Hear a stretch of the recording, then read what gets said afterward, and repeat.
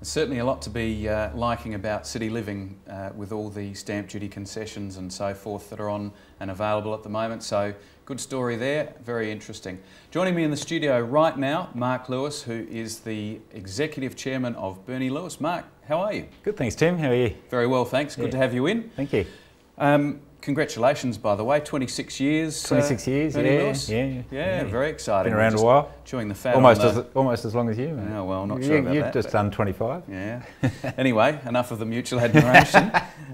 Mark, let's talk real estate and home loans and so forth. What's happening with home loans at the moment? I understand there's been a bit of a shift in confidence. Yeah, there's been quite a significant uptick in inquiry and you know, certainly activity in the home loan space. Mm-hmm. I think the round of rate cuts, 1.75% that have been going on for the last bit over a year now, yes, is finally starting to kick in. Yep.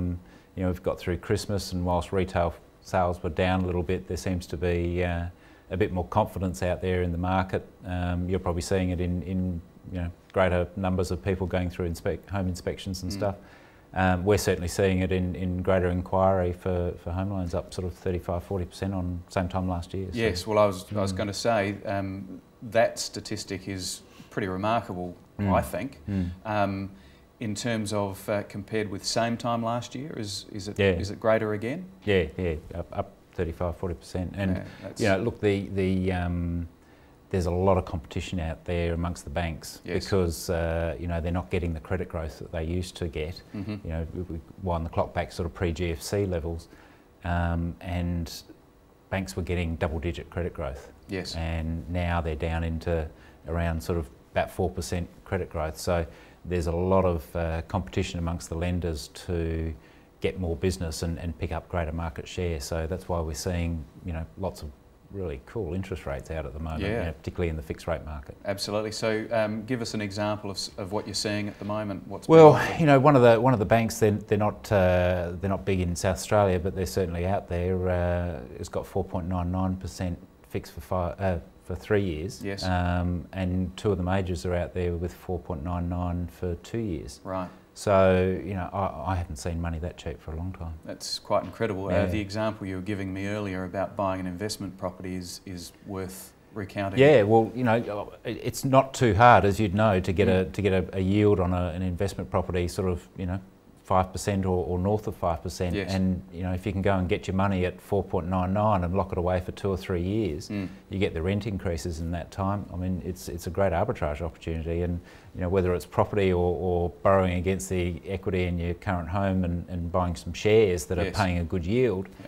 And franking credits and stuff, you know, it's a good time to be considering to borrow money to buy a property or start improving the portfolios. And you start talking about those sorts of things, I guess that's the beginning of people creating more wealth, yep, on which to build again and either increase, as you say, their share markets or their or share portfolio or their property portfolio. Yeah, absolutely. Yeah. And you know, I don't think we'll see times like this again for a while. And you know, we talk about, you know, we were talking about what the Reserve Bank might do next week. They meet again, and there's certainly a flavour of some of the they call it jawboning that Glenn Stevens, yeah, and certainly earlier in the week Guy Debelle, with his speech here in Adelaide, the Reserve Bank does choose their words very carefully, yes, generally, and the statements they came out with was, you know, they're very conscious that the non-mining sector of the economy is not doing that well. Christmas retail is down. You know, consumer confidence, whilst it's picked up a bit, it's still below long-term levels. Business confidence is down. You know, the exchange rate is still high. Our terms of trade aren't that great. They've indicated that there's still room to move. They still have plenty of bullets left in their gun, yeah, and they're not afraid to fire them. So, you know, we may well be looking at another rate cut next week, which will obviously flow through to variable rates, and then of course there's the argy-bargy about how much the banks will pass on. Of course, yes. But given the competition in the space at the moment, I think we might see this time, for once, the banks actually look to pass on, you know, more of the of any rate cuts. Yeah. How is the funding for the banks going at the moment? Are their margins increasing there? Because that's absolutely. It's been topical in the papers and in the media the last few days. Saying how much the banks are making out of the average home loan, and certainly their margins have been fantastic. Yeah. Wholesale funding has become a lot cheaper than it was 12 months ago. Term deposit rates have come down, so that's making it easier for the banks as well. There's a lot of activity in term deposits because everyone's been so cautious with their cash, that flight to safety, so they stick their money in term deposits. There's a lot of money sitting there which the banks can use. Yes. So the margins that they're getting on their loans is very good at the moment. And they're obviously taking a lot of profit, but at the same time they're not achieving their credit growth that they want. Right. So hence there's a lot more competition in the market. Yeah, so we're seeing that's why we're seeing 4.99 fixed rates. That's why we're starting to see the banks discount more for certain customers and look at retain business that they've got as well. Yeah. I guess looking forward into the year, we're only still at the beginning, what are your thoughts moving forward for the rest of 2013 in terms of interest rates and building in confidence and so forth? Well, there's one certainty, and that's we're going to do better than Melbourne. Right.